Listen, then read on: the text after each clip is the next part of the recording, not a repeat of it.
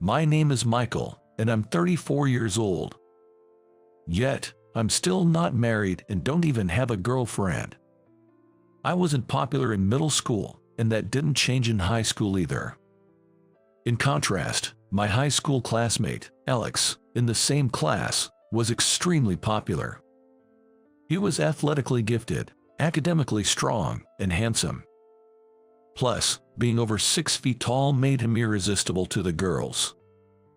Despite the school's ban on bringing chocolates on Valentine's Day, girls broke that rule for Alex.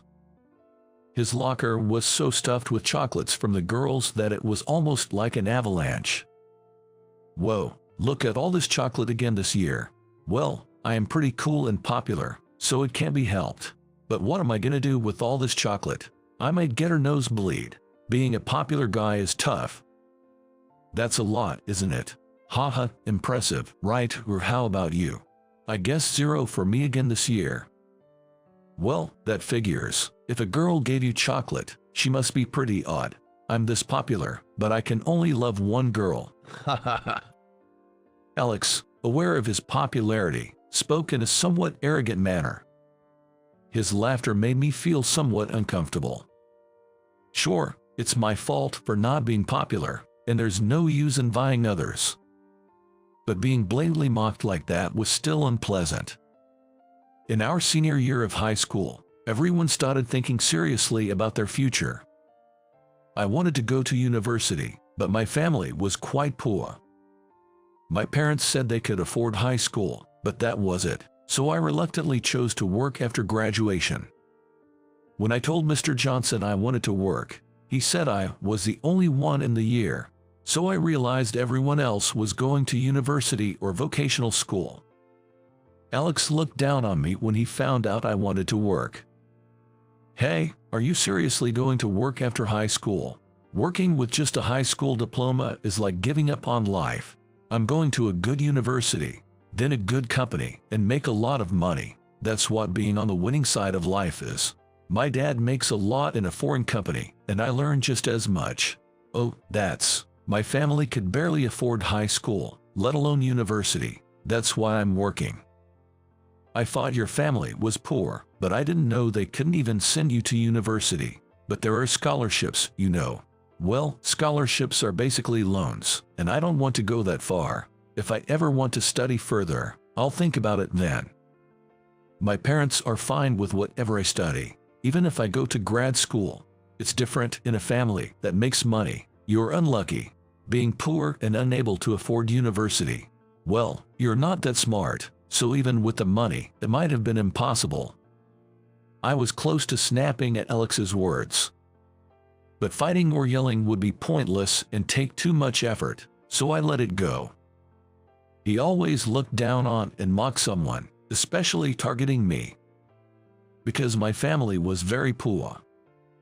My family was a father-son household. My dad was often sick and couldn't work much. My mom apparently had affairs when I was a kindergartner. Dad found out about the last affair, but it seemed she had done it many times before. Eventually, Dad became mentally ill, but he couldn't leave me with Mom, so he took me in. Later, he often fell and started missing his part-time jobs. He worked part-time because he was laid off from his previous company. Since then, he couldn't find a steady job and ended up doing part-time work as if it was his main job. Mom was a housewife and had no money, so she didn't pay any child support. I kept meeting her afterwards, but honestly, I didn't want to. She always smelled of cigarettes and alcohol, and always asked me for money when we met. I started working in high school to help Dad, but since I earned for the house, I didn't give any to Mom. Then she would leave in a very bad mood, making me not want to meet her anymore. Despite this dark past, I'm enjoying life now.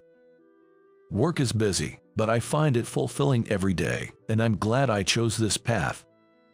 One day, while looking at my phone, I got a call from Alex. Hey, are you free right now? Not exactly free. I just got home, but I guess I have some time. What's up? Hey, I was thinking of having a small mixer soon. It's just a few people, but will you come? 2 guys and 2 girls. It'll be fun, right? You seem like you're always free. I'm not really free. But when is it? It's a bit sudden, but how about this Saturday, the day after tomorrow? The place is a creative bar in New York called A Kitchen. Starts at 6:30 p.m. Sure, I'm free, but why me? Alex, don't you have more friends? Well, I needed someone perfect for the role of a wingman.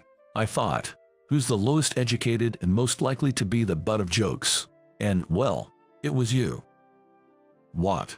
Come on, you're fun to tease. Other guys wouldn't make a good joke. And to highlight my handsomeness, you're just the right pick. So, count on you. Wait a minute. And with that, Alex hung up the phone. Indeed, I was on the plainer side, so he probably planned to tease me about that. And since my family was poor, he might have intended to make that a topic of humor too.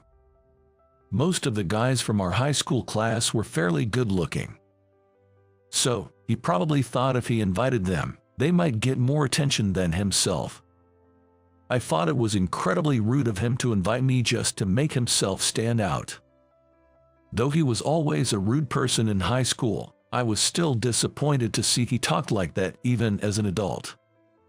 I had hoped he would have grown out of such pettiness by our 30s, but I was wrong. It was foolish of me to think he might have called with something genuinely good. Come Saturday, I headed to the designated creative bar. It was quite stylish, certainly a place that would appeal to women. As I entered, I saw Alex and the women already seated. "You're late, man. What were you doing?" "Well, I forgot my wallet at home and had to go back for it. I only had my credit card on me." "So clumsy. Well, sit down. The beauties have been waiting. You really haven't changed since high school. Always such a klutz." "Sorry about that. Oh, sorry I'm late." "It's okay. No problem." "All right, let's order drinks. I'm getting this white wine. I'm quite picky about wine. Haha, a man of taste knows his drinks." "I'll have this." "I'll take a margarita." "And I think I'll have this red wine. It looks sweet." Then the drinks were served. Next, caprese, fritters, and other dishes arrived, so Alex suggested we start introductions. I thought it was a bit late for that, but okay. It's better not to say anything to him or he'll just complain, so I stayed quiet. "All right, everyone, time for introductions. Let's start with the ladies. You both are so beautiful." "Oh no, we're not that pretty." "Yeah, just average."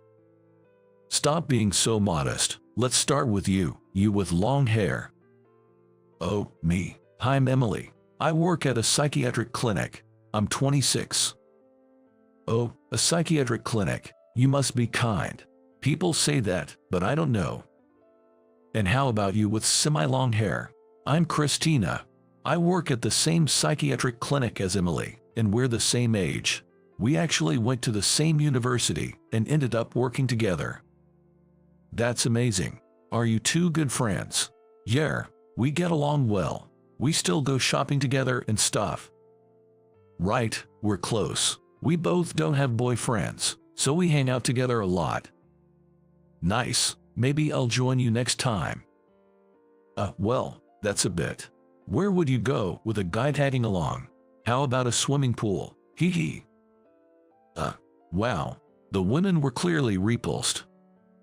From my perspective, Alex was behaving incredibly creepy, almost crossing the line of getting sued. He might have said it without ill intent, but from a woman's perspective, it was simply unpleasant. Yet, Alex seemed unaware or indifferent to the inappropriateness of his comments, just laughing it off. Well, time for the guys' introductions. I'll start. I'm Alex, 34 years old, and currently a researcher for a manufacturer. Though it may not look it, I graduated from the engineering department and even went to graduate school. Wow, you have a graduate degree. That's impressive. Haha, well, I was pretty good at studying and managed to get into a state university. I enjoyed research, so I went on to get my master's degree. Guess having a graduate degree is pretty standard for guys, huh? Nowadays, more women are getting graduate degrees too, but I guess engineering is still male-dominated, right? Exactly. There weren't many cute girls in college, so I thought I'd find someone at work, but it's all guys in research. It's such a waste for a handsome guy like me not to have opportunities to meet someone, unlike some others, who can't even make excuses for not having a girlfriend. Alex made his condescending remarks and glanced at me. I realized he was referring to me but just sipped my drink, feeling indifferent. Ah, this is my high school classmate, Michael. He's super poor because he's from a single-father household. His dad was often sick and worked part-time. He couldn't afford to send Michael to college, so he ended up just a high school grad. He was the only one in our year who went straight to work. Isn't that funny? What? Sorry, Emily. Christina. He was just meant to be a prop for me. Feel free to compete for me. As I sat there, fed up, two women joined us and said, "Excuse me, you're Dr. Thompson, right? What's going on? I was wondering why you were here." "What? Dr. Thompson?" "Yes, he's the head of the clinic where we work." "Dr. Thompson?" "Right, Dr. Thompson." "Yeah, I've been quiet, sorry. I didn't expect you two to be here at this mixer." "We didn't expect you to be here either. A friend of Alex's knows us, and we decided to join, but we never thought Dr. Thompson would be here." "Why are you here? Your girlfriend will be upset." Girlfriend? I don't have one." "But the receptionist, Ling, said you recently got a girlfriend." "She loves gossip. I've been trying not to do overtime lately because of my pet hamster." "That's cute. You have a hamster. What kind is it?" "A golden hamster. It's one of those apricot-colored ones." "Well, can I see a picture? What's its name?" I showed them photos of my hamster on my phone. My camera roll was full of hamster pictures, because I've been taking a lot of them lately.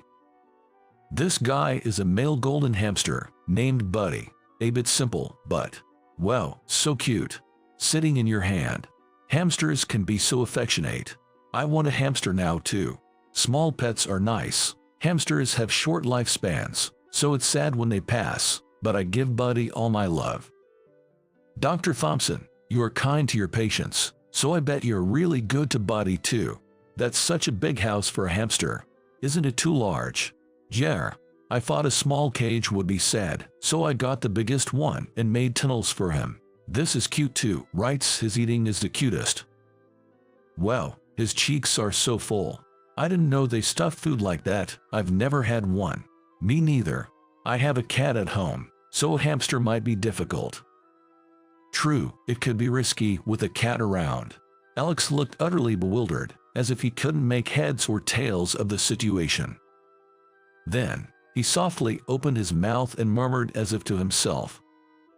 He muttered, as if wondering what was going on. I thought he might be interested in hamsters, but it seemed not. "Dr. Thompson, are you, like, a doctor? Like, a medical doctor?" "Yeah, I'm currently a psychiatrist." "Wait, what? Becoming a doctor must be insanely expensive. So, did you go to B medical school or J medical school after getting a job?" "No, I graduated from a medical school overseas." "What? But then you can practice medicine in America, right? You must be lying." "Actually, it's becoming quite well known that medical schools in Eastern European countries are quite reputable. I graduated from a medical school in Hungary, and after that, many returned to America and passed the American medical licensing exam. It's kind of a hidden gem. Czech Republic is also a popular option. They welcome a lot of international students." "But how did you manage the tuition and other expenses in Hungary? I mean, Hungary might be cheaper than the US, but it's not free." "That's where I got lucky. My father had a philanthropic acquaintance who helped me out. I always wanted to go to medical school since high school, but obviously, I had neither the money or the brains to get into one. I knew I could compensate for the academics with hard work, but the financial aspect was beyond me. This guy, George, suggested I go to Hungary, and he covered all my expenses." "What? You used to say in high school that you didn't need college. Was that a lie? I said I secretly wanted it. Sure, medical school in America is expensive, and the ones with free tuition often come with conditions. Yay, like they ask you to work in remote islands, right? Exactly. I was contemplating what to do when I told George about my dream. That's when I went to Hungary. It was tough, especially since I wasn't good at foreign languages, but it led to my graduation and passing the American medical licensing exam upon my return. I promised George I'd pay back the tuition, but he insisted it wasn't necessary. Seems like he helps other struggling students too, doing it out of charity. He even helped me with the startup costs for my practice. I can't believe you're actually a doctor. You invited me here to look down on me, didn't you? Well, that didn't work out. Just so you know, I don't think being a doctor makes me superior or anything. Looking down on people based on their job or education is lame, especially at our age of 34. As I firmly stated that, Alex's face turned red. Frustrated, he began gulping down his drink. If he's bored because he can't look down on me, he should just leave. But he probably wants to flirt with the pretty nurses. They work at my hospital as nurses, but the gossipy receptionist had spread rumors, so they probably thought I was at the mixer to cheat. But I'm genuinely single, and the reason I've been avoiding overtime is for my pet hamster. As a psychiatrist and clinic owner, I have more time than, say, a surgeon, but I'm still busy. I find my work fulfilling, but I needed some comfort. At first, I tried decorating with flowers and houseplants, but they don't interact, so I thought of getting an animal. Cats were a no-go for me. Being allergic to cats, it was tough because even though I wanted one, I just couldn't have one. I considered dogs, but it didn't seem fair to them since I couldn't commit to regular walks or give them enough attention. That's when I looked into hamsters. If you leave food out, they'll carry it to their nest. So, I got a hamster. However, taking care of a hamster for the first time, the rattling of the exercise wheel at night almost gave me insomnia. So, that's my story. I live in a spacious apartment with my hamster, Buddy, and there's no woman as the rumors suggest. I imagine being locked out if my girlfriend found out I was at a mixer. Even as Christina and Emily tried to stop him, Alex continued to drink. I knew as a doctor that this could lead to acute alcohol poisoning, so I tried to intervene, but he wouldn't listen. Eventually, he rushed to the restroom and threw up everything, looking completely exhausted. I thought about taking him to the hospital, but he seemed to dislike the idea of my help, preferring to be cared for by Christina and Emily instead. So, he just started sleeping on their laps, much to their dismay. If he can handle his liquor, he should quit drinking. Becoming chronically dependent on alcohol or suffering acute alcohol intoxication can lead to psychiatric problems. Both psychiatry and psychosomatic medicine are often handled by the same doctor, and clinics may have both specialties listed. Strictly speaking, psychosomatic medicine covers physical symptoms like psychosomatic disorders, while psychiatry deals with mental states and developmental issues. But for someone who feels off and wants to seek help, any accessible place is good enough, in my opinion. My father started to show signs of psychosomatic illness, or what seemed like depression, after he fell. This experience made me want to become a doctor one day to help people suffering from such illnesses. Going through a divorce after being cheated on, and then getting laid off from a full-time job, must have been incredibly tough. Considering all this, it's not surprising he fell. I believe mental illnesses, although sometimes hard to understand, are critically important issues. Of course, many people who struggle with alcohol dependency don't do it by choice. They might see it as their only escape from tough situations, feeling powerless to change things on their own. That's why it's crucial to be mindful and not to get too absorbed in things like alcohol or gambling.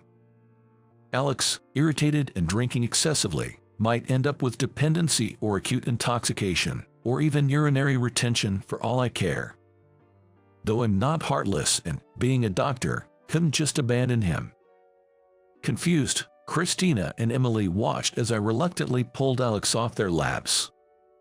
He was conscious and didn't need an ambulance. I just wanted to let him rest before sending him home, so I left some money with Christina and the others. Sorry about this mess. My classmate caused you trouble, didn't he? No, it's okay. But what are we going to do now? Since he's conscious and calm, I don't think he needs stomach pumping or an IV. Let's just let him rest and then send him home. But, are you sure you can handle this alone, Dr. Thompson? Yeah, I'm sure. I'm really sorry about all this. I'll make it up to you somehow. Can you pay with this? Understood. But please don't worry about it. I hoisted Alex over my shoulder and dragged him, sliding along, to the taxi stand. We took a taxi to my apartment. After about 15 minutes, we arrived at my place, where I laid Alex on the sofa. My bed was not an option, cluttered with clothes, so the large sofa seemed like the better choice. I was relieved that it was Sunday tomorrow. Even if Alex ended up crashing here or needing care, I had no work, so it was manageable. Alex, half asleep, suddenly jolted awake and screamed. Buddy, my hamster, had managed to open its cage and was roaming free, startling him. A rat. Why is there a rat here? It's not exactly a rat. Well, it's a relative. But this is Buddy, my hamster. It's fine. It won't bite unless provoked. But rats, like that one in the anime that bit the ears, right? I've hated rats ever since I saw that episode. Ah, so you got scared by that episode, huh? It turns out that Alex developed a fear of mice from a national anime, where the blue cat-like robot character was bitten on the ear by a mouse. Although he always looked down on me, I found it a bit strange that he's still afraid of mice because of a children's anime. I couldn't help but find the situation slightly amusing, despite feeling a bit sorry for him. Alex jumped off the sofa, running around frantically, then bolted toward the entrance. Even though he could barely walk properly just moments ago, I was amazed at how quickly he moved. I guess this is what they call hysterical strength. The adrenaline rush in emergencies can truly be astonishing. As a bit of payback for his behavior, I sent him a picture of the hamster. He called me back, yelling never to send such pictures again, and then blocked my number. Later, I heard from a mutual classmate that Alex actually developed alcohol dependency. He kept drinking wine excessively and gradually became dependent. Now, he was reportedly in the hospital, unable to manage his work. I felt a bit sorry for Alex. To apologize to Christina and Emily, I gave them gift coupons to a fancy restaurant. I thought they might enjoy a lunch together more than if I joined them, being close friends. They were classmates and good friends, so I thought they'd enjoy going out for lunch together, and it seems they really liked the restaurant I chose. One day, when my pet hamster, Buddy, wasn't feeling well, I took him to the vet. Thankfully, it wasn't anything serious. I was relieved to receive some medicine for him, and glad I went. The veterinarian there was incredibly kind. Dr. Miller, a female vet, was very attentive even to small animals like hamsters. Turns out, Dr. Miller also has a hamster, and we got along well because of that. Then, one day, I ran into Dr. Miller at the supermarket. She seemed to be on her way home from work and mentioned she was about to have dinner, so I boldly asked her if she'd like to join me for a meal. I originally planned to buy some steak to eat that day, but I changed my mind and went to a nearby restaurant instead. Dr. Miller said the food was delicious and ate everything without leaving a single bite. Although I had ordered quite a lot, it seems Dr. Miller really enjoys eating. Seeing my surprise, she shyly asked if I was put off by her appetite. Did I turn you off? No, I was just thinking how deliciously you eat. There's nothing off-putting about it at all. That's a relief. I'm actually a big eater, and I even held back a bit today. Oh, and of course, I wasn't expecting you to treat me today. I'll pay, especially since I ate most of it. No, please don't worry about it. I find people who enjoy their food to be quite attractive. Really. I've actually been worried about it since I was young. I'm thin, but I eat a lot, so since middle school, people suspected I must be ill. Well, you know, there are mental and gastrointestinal conditions where people don't digest food well, but I think people were probably just envious. If you can eat healthily like that, then that's great. Yes, I'm completely healthy. I just love eating and cooking. It's great to make my own food and savor it. Would you like to try my cooking sometime? If it's okay with you, I'd like you to taste test my cooking. I've been practicing French cuisine. French cuisine, that's impressive. I'd love to. I might not be able to give great advice though. I grew up in a pool household, so I'm not really good at telling good flavors from bad. Oh, and I don't mean that I'll say your cooking is good even if it's not. Please don't misunderstand. I genuinely can't discern subtle flavors. I'm not looking for a professional critique or anything. I just want someone to enjoy my food.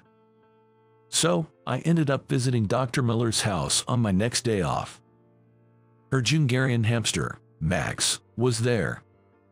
While I was admiring its small and cute form, Dr. Miller began cooking.